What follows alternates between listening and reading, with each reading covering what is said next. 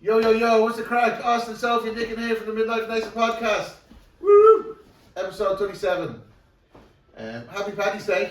Yay! Oh, well, we should say because it's coming out on Tuesday, so like, happy, well, yeah, yesterday was good. But today's Paddy's Day. Today is Paddy's Day with the flag. Yeah. Where's your bunny ears? He says, he's trying to say to me, tell me they're shamrock. Backwards, Yeah, they're not shamrock ears, they're like bunny ears, like. I love Craig does that, like. So Stop. Come on. Okay. So yeah, we started off the weight loss, will we? Sure. So yeah. So I don't know. we're all doing okay. We're all doing okay. After 2 weeks of gains, I had quite a big drop this morning, so I was happy with that. So I'm now kind of nearly back to where I was when I'd lost 13.5 pounds. So I'm delighted with that. And I suppose it just kind of like, I just had to remember that sometimes as, there's many different factors that can influence the scale and not just what you eat, like it's a whole, Yeah, and then you have the ups and downs and stuff like that. It's a long couple of weeks, couple of months to get through, like, so yeah. even if you lose it fast at the start, you can always, like 2 pounds a week is kind of, over 6 months is nearly 2 stone or more, like. Yeah. Yes, but the thing is, it comes off slowly. I find anyway. Yeah, but I mean, I'm delighted to be kind of trending back downwards. So I'm very close to where I was a couple of weeks ago when I was 13.5 pounds down. So what you're saying is you're back winning, like. Exactly. I am back winning. Yeah. You're back. No, but I mean, I have a much better handle now of my nutrition and things like that, and I bought like a couple of bags of vegetable soup mixed, so I'm just gonna blend those, because one thing I don't eat enough of is veg. So it's not a taste thing for me, it's a texture thing. Like, I get so bothered by the texture. Now nobody could pay me enough to eat a pea. Like, I just couldn't, like, Just one pea, or like you like. Yeah, like, no, peas in general. Peas in general, but like, if I couldn't blend a pea, but like, I will blend the vegetable soup mix because I really have to start eating more veg. But as I said, it's not a taste thing for me, it's a texture thing. So I should be fine with that. I'll make a couple of batches during the week, so that's my kind of game plan as well. Keep going straight and narrow. Like Nick is losing the weight loss. I don't know what's wrong with me. No, like, because I haven't moved. I've actually the week before I was like 115 kg. Now I'm like 115.6 this morning. I weighed myself, like. Yeah. And that was like because I had a lot of Guinness last night and I had a kebab on the way home, which is pretty normal. But I mean, yeah. What's not the low energy? What's not the low energy? Like, it seems like.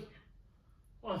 Seems like a bit low energy. Like, what do you? He has a chest infection. I had a chest infection. It's slowly. Yeah, but you're all bravado there. Like, a few minutes ago, you're all abusing me and all, kind of like. I was not. Yeah, like, he's making it up. He's a bit mad. Okay, right. So I guess I am a bit mad. I'm like, I'm creative. I'm an artist. Yeah. No. So this week's episode is going to be on the Martin Scorsese deep dive and and movies. Austin's going to take the lead for once, because But this is where Nick's going to give me hassle, like saying, "Have you done your research?" Or something. Have you done your research? Done your research. Yeah, I have done my research. I can't remember now. No, but like last week we done the one with Tom Cruise, and that was fun. A bit of doing his movies and stuff like that. Like, He made the box office star. I mean, Martin Scorsese is not really, isn't to make them. Well, I suppose Tom Cruise doesn't make them, but I mean, his movies, when he's in a movie, he gets. Yeah, big box office. Yeah. So maybe this is what we're talking about. Scorsese, the director's director. Like, Scorsese's the filmmaker's filmmaker. Like, it's like he's the kind of the skill that basically taught everyone else how to make really really good movies. Like, well, we were talking about it the other day. Like, he's been nominated for 10 nominations for best director, and he's only won 1. Yeah. And it's like everyone so much wants him to get an Oscar, like more Oscars and stuff like that. And where does that vibe come from? It's like, what? Because like he's such a nice guy, likable guy and stuff like that. It's like looking at some of the YouTube videos and stuff like that. He seems to be very nice guy. Like, and it's interesting. But he keeps on losing to directors, people who are actors who make direct movies like Robert Redford. He lost to him back in the 80s when he made Raging Bull. Raging Bull. He made Raging Bull. Like some of his movies, like his first movie, the main iconic movie was Mean Streets, and then it was Alice. What's the Alice? Alice isn't here anymore, I think. Yeah, Alice. But then he went on to do Taxi Driver. Yeah, it wasn't Alice in Wonderland. The Mean Streets. You're in Wonderland. Mean Streets. Mean Streets was 1974. That was the first one, and he wanted to do Taxi Driver. I think was the next, but none of the. Was it? Taxi Driver was 19. But that was the kind of. That was the most controversial. Not the most controversial. The one we were talking about, it's similar to Joker. Joker, yeah, that's what Yeah, I've seen yeah. on the snippets. Yeah, because we'll touch on that later on about the. You seem to think cinema is dying in a Yeah, sense. okay, We'll go on to that. Like, one. But like Taxi Driver, when you were brought to the studios to make, it was a bit controversial script. Like it was like nobody would make it. Then they said to him, like Robert De Niro will do it. So yeah, if you and Robert De Niro do, maybe just make coming the off movie. his win for the Oscar for the Godfather Part 2. Well, that's what it was. Yeah. But yeah, like it was Robert De Niro and then Scorsese and the Taxi Driver. Like that was a really good movie. That was kind of like a very serious movie and kind of. But he didn't get nominated for director for Taxi Driver. The big movie got nominated for Best Picture. Probably one of Jodie Foster's first movies. She was only 13 when she made that movie. Yeah. But it's good. But then when he went on to Raging Bull then in 1980, though, wasn't it? After Taxi Driver, and that's apparently like. This is one of the best movies ever made. He never got an Oscar for that. Yeah, and he lost to Robert Redford for Only People that year. Yeah, but it's actually it's interesting because like now people look at say Raging Bull and say like it's such an art. It's a classic. It's a classic. Like, but I watched it on Saturday, and I was like, I was looking and saying like, how is it the best movie? It's one of the best movies of all time, and I was thinking. I see better movies now, like this. Now that I'm older, like I've seen different better movies. I think people get a bit nostalgic about the movie. At the time, yeah, it probably was the best movie because when you look at the start and like the editing, I think is the editor. Thelma Schumacher. She got an Oscar for the editing on the movie. But yeah, like you see some great movies over the years. Like I think when he went on to do there was like you were talking about The Aviator and Wolf of Wall Street. No. There's one before that. There was obviously Goodfellas. Goodfellas, that was 1980. 1990. 1990 was it? Joe Pesci won an Oscar for that one. Yeah. Joe Pesci. Yeah, and that was Ray Liotta, and it was based on a true story by Henry Hill, an actual gangster. Like it was true real gangster. Like Robert Redford of Robert De Niro. Sorry. Yeah. It was and again. He got lost out to Kevin Costner for director. Yeah, but when I was looking at some on the movies that he got beaten by, like they were really good movies. Like they were. Were they really? These are, but they don't stand the test of time. His movies stand more test of time. Well, when you take his movies in collection, like I'll put them all together. You say there was a kind of transformation with his movies. So there was a style, there was a theme. Like it was the mafia, was the gangster, or there was the kind of loneliness character, the self-sabotaging character. The kind of redemptive character, like we're trying to go through redemption. He was true to his kind of his style of movie making. And the movie that we thought was very brave when he made it was The Last Temptation of Christ. Like at the time when he made that movie, that was very controversial. Like, it was. Yeah. It was like it's so controversial, and like all religious people were like kind of back up against it. Which is, but it's like, and it's a funny thing because you introduced me to the video that said. When Scorsese was a young man, he went to the seminary. That's the introduction to his when he won the Oscar speech. When he won the Oscar, he would kind of introduce his life. His life, yeah. Because maybe that was interesting that they mentioned that, like that he was in the seminary, and it's like now because movies became his passion, his religion. Like movies is a religion, and maybe Scorsese is maybe the Godfather of the God. Yes, that's good. Yeah, but the Godfather Silver now. Yeah. He's kind of like he's the special one when it comes to movies. It was cool there. So, but it's a lot. Because you have the script. You have the script of all the movies. You were doing the research on that. Yeah. Yes. Get out your notes. Get out your notes and tell us the movies. Go through the timeline of the movies because I can't remember like. So you have all the timeline of the movies. Oh well. Did they really? I don't think they really wanted to do.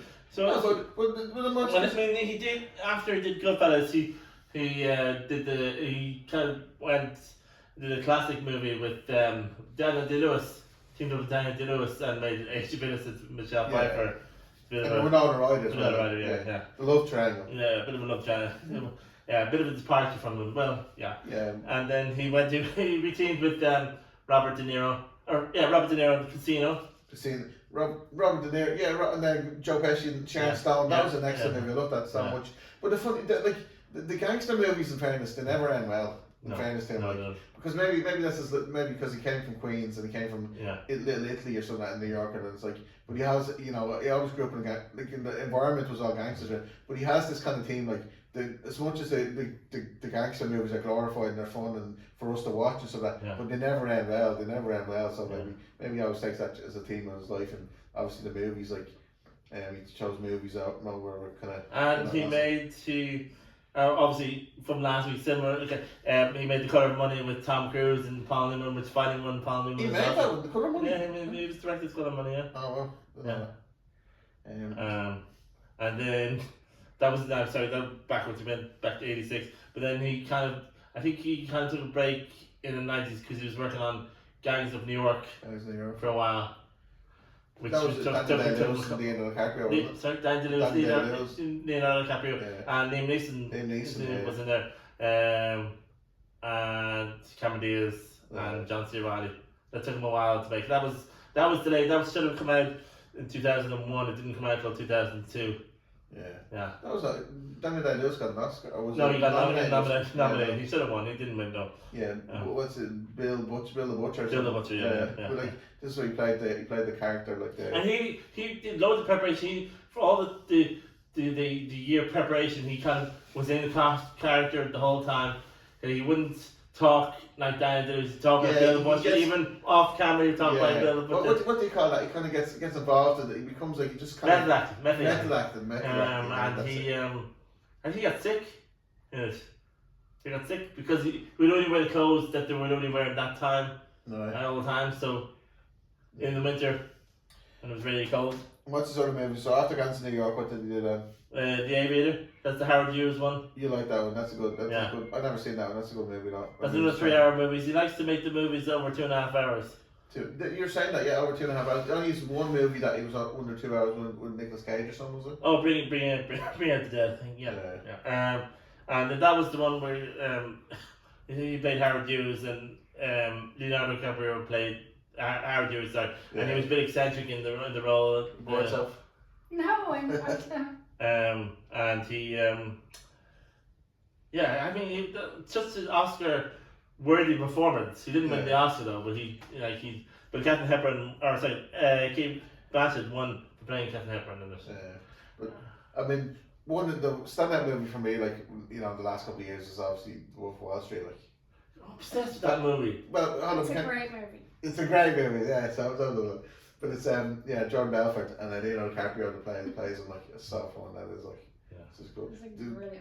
The Quaaludes, and he goes up to the country club to talk to his mate cop and then he takes the Quaaludes and he falls on the floor and he crawls down. I'm really acting such a great movie. We haven't got to that yet. Okay, sorry. We're still on right. We're about 10 years off. The Part was next. That was 2006. You got the Oscar for that. Yeah, you finally got the Oscar for director for that. And one picture as well. But ironically, DiCaprio wasn't nominated. I think he was nominated for the movie that year. But Scorsese was saying he wants to work with Leonardo DiCaprio for the next so many years. Yeah. That was kind of cool. But this is interesting because when we're looking at the background, he's been married 5 times. He's been married 5 times. He was with his latest wife now since 1999. Yeah. But the thing is, in his work life, he seems to have really kind of solid, stable kind of working relationships and stuff like that. But his married life is a bit tumultuous over the years, which is fine. But he's more stable now. But it's just interesting now when you look at it, but he even to say his move, his early life, he was gone into kind of the seminary, and his kind of life of he always chooses a passion or chooses a kind of in a religion, his religion is movies, and that's his first love, I suppose. I'm not just waffling now. You are waffling. I am waffling. Stop. Yeah. Come on, we're kind of.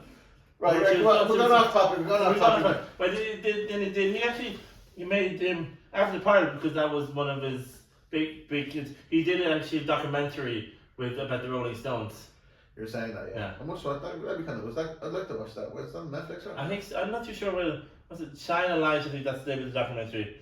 And that came out in 2007, 2008. And then Shutter Island was kind of a big blockbuster for him. Like he played it's a bit of a weird one where he went to asylum, and I think Mark Ruffalo's in there as well. That's leading into the character, isn't it? Yeah. I think there's a bit of a twist in there. I won't give away the twist. Yeah, I never actually seen the movie as well, but it's a bit of a twist in there. A bit of a mindfuck. Wow.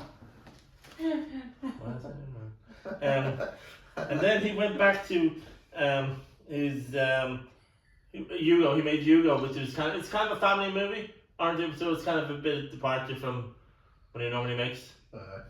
It kind of reminds me a bit of a Christmassy movie, although it's not really a Christmas movie. It looks like Christmas movie. Your kind of movie. And then he went on 2 years later to make The Wolf of Wall Street. Yeah. No, The Islands. No, The Wolf of Wall Street. Yeah. That was 2013, wasn't it? 2013. Yeah. That was with Matthew McConaughey, Leonardo DiCaprio. Who else was there? Margot Robbie was in there. Jonah Hill. And he got nominated. Jonah Hill got nominated. Jonah Hill played the deadly part. Like, very cool. Like. Yeah. But that was good. But obviously that got no love. That was nominated for 5 Oscars, but they got no love. Yeah, but I suppose it's not. But it wasn't kind of like an idealistically, culturally. It's like, great movie, good example movie. Like in a sense, like it was more like a kind of character that would like kind of did mad stories and lived a mad life and kind of. What was that one? What was that you want to say about the car with his Quaaludes? Yeah, he's driving home and then it's like the car's wrecked and the cops knock on his door and he comes down and he goes, "Did you drive that car home?" "What car?" "No, I never drove that car." And clearly he did, whack it into every post on the way home. Like, but it's like funny though. Is it that movie where he thinks he's driving home? Okay, yeah, but then he realizes says that Quaaludes. These are kind of drugs that kind of make you kind of just like relax your body and muscles, all your mind. And he took Quaalude, like, and literally drove home. He couldn't even remember driving home, but it's literally the car was wrecked. He was crashing into everything on the way home. Like, it's Jordan Belfort, like, so like, fascinating character, but yeah, he's a kind of kind of bit of a destructive character, destructive lifestyle of those years in the movie. But I actually follow Jordan Belfort on the Instagram and stuff. He's like good stuff, like sales technique, like, so he's actually very confident. Sure, there's another person who's I thought was it, but it was actually someone else. What do you mean? Jordan Pitt. I'm thinking. Jordan Pitt. He's a psychologist, right? He's Canadian, like. Yeah. But Jordan Belfort is actually sales kind of. He's a sales, like he has a straight line speed tool or whatever it is. Like, but it's actually interesting. Like, but that's what based on the money making scheme on, like, so kind of penny stocks and stuff like that. Yeah. Anyway, he made then he went on to make a movie with called Silence with Andrew Garfield and Adam Driver. I think Liam Neeson was in there as well. Don't remember that. It kind of reminds me a bit of The Mission, like The Mission, that came in the 90s. I think they played monks or back in the 18th century. Okay. And then he went on to probably make one of the longest movies of all time, The Irishman. The Irishman, yeah. Yeah, which. That was on Netflix though. I actually saw it in the cinema. They actually showed it in the IF. Yeah. No, they call it IF. That only actually has one female speaking part in that. She said it's his daughter, like. His daughter, Anna Paquin. I think she only has 2 lines in it. The rest there is a scene where they have the wives at the dinner table or in the car as well, but they don't actually talk. Yeah. Interesting language. Yeah. So that's Robert De Niro, Joe Pesci, and Al Pacino. That was good. Man. And he did a bit of AI in that, wasn't he? Used AI. Oh yeah, it was to make him younger. The makeup, yeah. That's probably the first kind of movie where they used AI. Would you say, like? I suppose. One of the first ones. Anyway. I think Indiana Jones did that as well. Oh yeah, of course. They're big into this. Yeah. And But that's, I mean, what's his latest? It was Killers of the Flower Moon. Killers of the Flower Moon, yeah. Yeah, that's his latest movie. Yeah, but that came out last year. And that was, had Robert De Niro again. Is that Robert De Niro or Leonardo DiCaprio these days? That he, Robert De Niro, I mean, for Raging Bull, Robert De Niro got an Oscar and stuff like that. Like, that was amazing. Yeah. I mean, did he get any other movies? Meet the Parents. No. Scorsese, where Scorsese was directing or produced it. Like, no. You're saying he got nominated 3 times, or 3 movies got 10 nominations but never got an Oscar. The Irishman that got 10 nominations got no Oscars. The Gangs of New York got no Oscars, and then this one, Killers of the Flower Moon, which actually went to streaming, was on Apple TV, made by Apple TV, which is he said he wanted to. Maybe, but this is what someone was making. Scorsese's making the argument cinema's dead or it's dying or something like that. And he takes the example that the movies are going for streaming. It's not going to directly to the cinema. It's and he was talking about superhero movies. They're not real movies, or they're not kind of it's not the real. It's not true to movie making. Like, but this is what I was thinking about. Is like maybe as Scorsese, they're not true to Scorsese's kind of personality or is kind of. Is his history, like, because Scorsese loves the gangster movies, or loves the individual, the kind of the transformational character, because he's a Scorpio by nature's birthday is like, I think the 17th of November, like, but he's a Scorpio, so he's always a transitional kind of character, like the kind of individuated character, or the kind of shadow side of the characters, like, where if you look at the superhero movies, they're just different. It's totally different genre, because superheroes are just kind of different individuals, like. They're more kind of not real. They can be dramatic. Yeah, but they're not real. They're developed. They're imagined. They're created. Like, where you might say like the stories that Scorsese makes are personal struggles like that on a real, because these are like the human condition, like in a sense, like Taxi Driver, Raging Bull, Goodfellas. Like, they're all kind of personal. They're real. Like Henry Hill, Ray Liotta. It was the. Not Ray Liotta. Was it Ray Liotta? Yeah, the boxer. Like, they're true people. Like, no. Ray Liotta is Goodfellas. Oh yeah, no, but Jake LaMotta, yeah, and Raging Bull, like, but they're actual like real characters from, and maybe Scorsese's like, cinema's dying, but maybe just Scorsese's like stories are kind of just are not. He's run out of stories in that sense, so maybe he's like, I don't know, but the point is like Scorsese's are kind of based on real people, where the superheroes are kind of always invented and kind of just they live in a different world, and they live in a different plane, like, I suppose the point of getting that. Thanks, Soph. Right. So we got. You're in a good mood today. I know the Sophie's in a good mood. Like, Sophie's in a good mood. No one ever watched. Well, so how old is Scorsese now? Like, I'm 42. 1942. So what's that making? Like, he's like 60, 80, 80 something. 89, 86, 83. 83. Maybe 82. I'd say 82. Gee, does he have another movie? Was he making any sides movies? I think he people made movies. Clint Eastwood still makes movies. Yeah, 95 or something. 90 something, yeah. Like, I mean, people still make movies. You were saying, because we were watching the snippet, like, he was actually, Scorsese was asked, or was given the script for Joker, and he declined on it. Yeah. Because he doesn't see he doesn't want to do like, because he talks about the character transitioning from the Joker into a superhero, like, so maybe he just doesn't stay with him, like. But the Joker movie wasn't really a superhero movie. It was a more dramatic take on his life, what I mean? Maybe Scorsese just, because we talk about identifies, like, when we like movies, we identify with certain characters and we like them, or we hate them, or we love them, or we want to be them, or whatever. But it's like Scorsese couldn't identify with the Joker character as a superhero, where he could not that he identified, but he could build, the different characters over the years. He directed the movies for like The Departed, the Goodfellas, all the different things, like.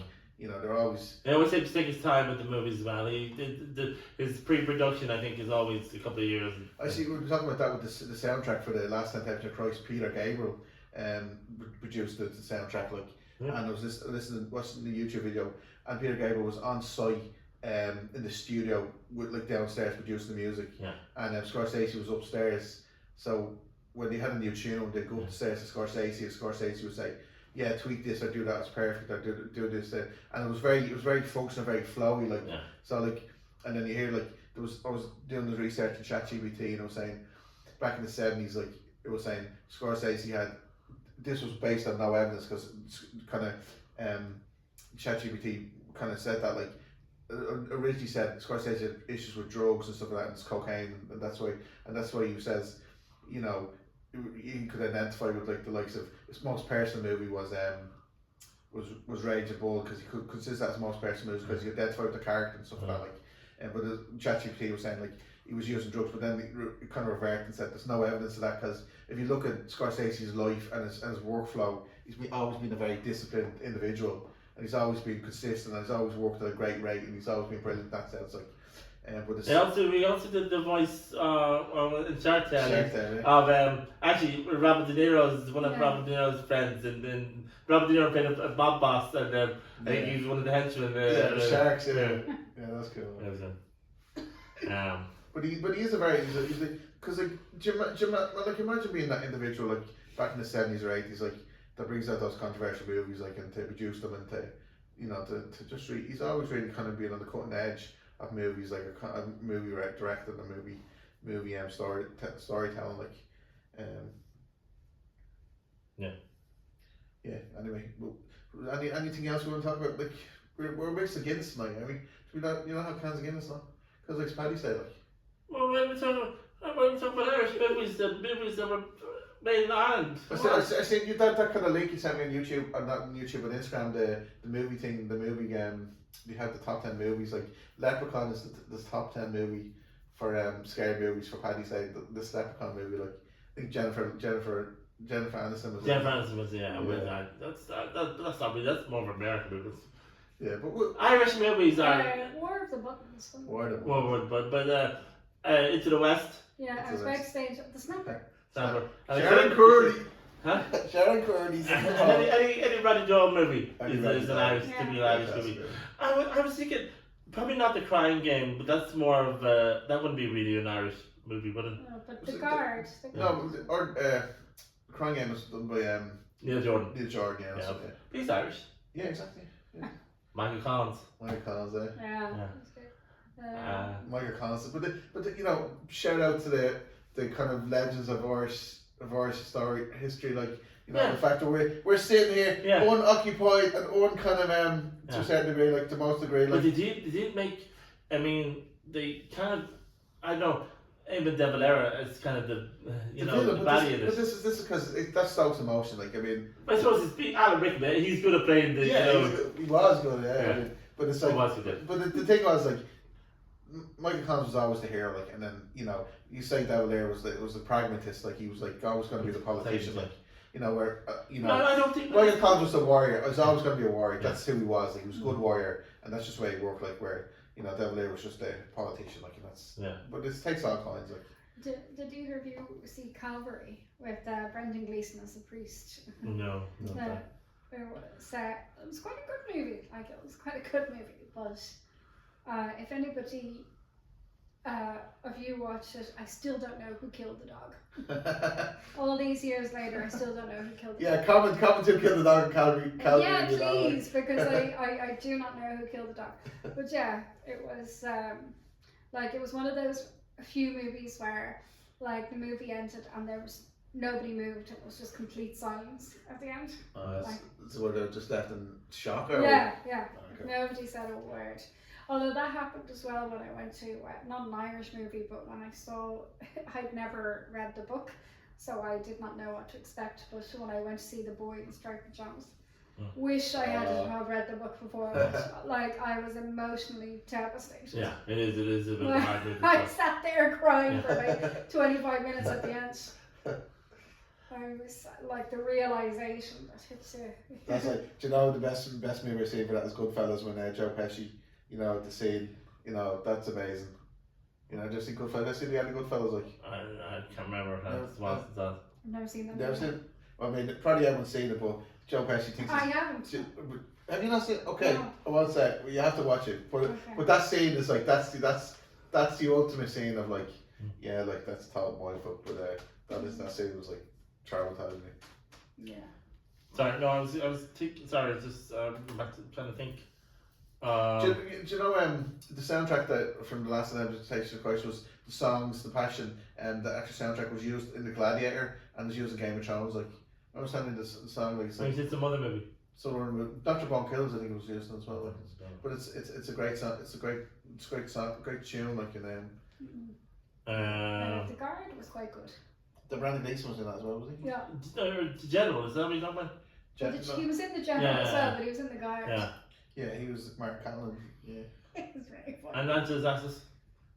The thing I don't get is why do they cast people who are not Irish, like Tom Cruise and Nicole Kidman, who have probably their accent wasn't really great far away. I mean, Sure.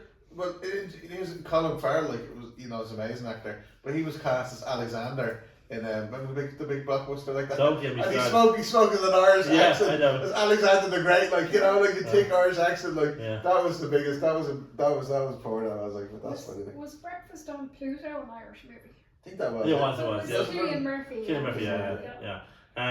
But The Devil's Own as well with Harrison Ford and Brad Pitt, where he's Circle of Friends with Chris O'Donnell. China's. And what was the one? Can't think of it now, but it's like it has Colin Farrell and it has In Bruges. Not In Bruges. No, In Bruges is another one. The Banshees of Inisherin. No, Jesus Christ! Why can I never remember these things? Who did it? What do you research? I know, but it's only the popping in my head now. But he was eating brown sauce and putting it in his coffee or something like. I don't know. Give me more than who was in it. Let's go. Think about it. Come back. But and Brendan Gleeson was in an animated version of Riverdance. It was brilliant. I love that.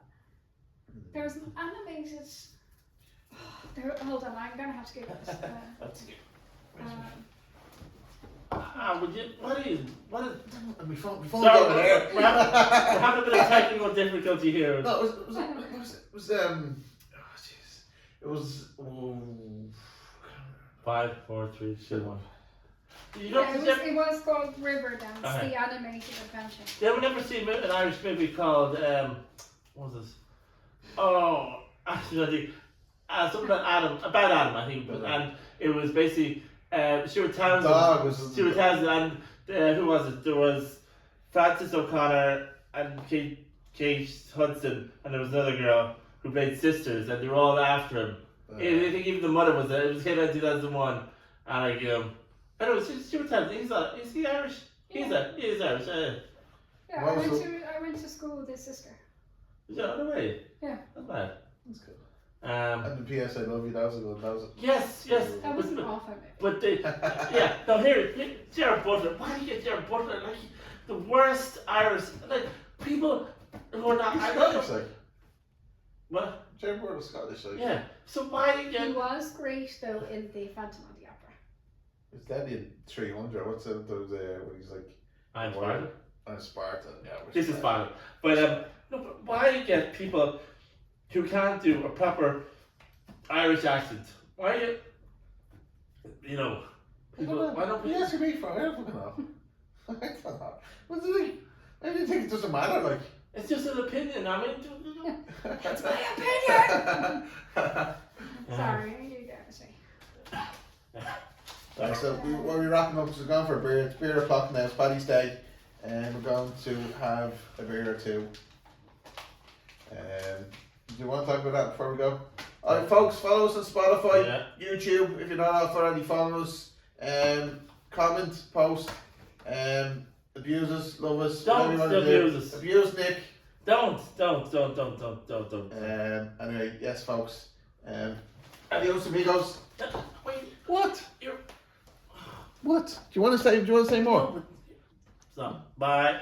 Bye, folks.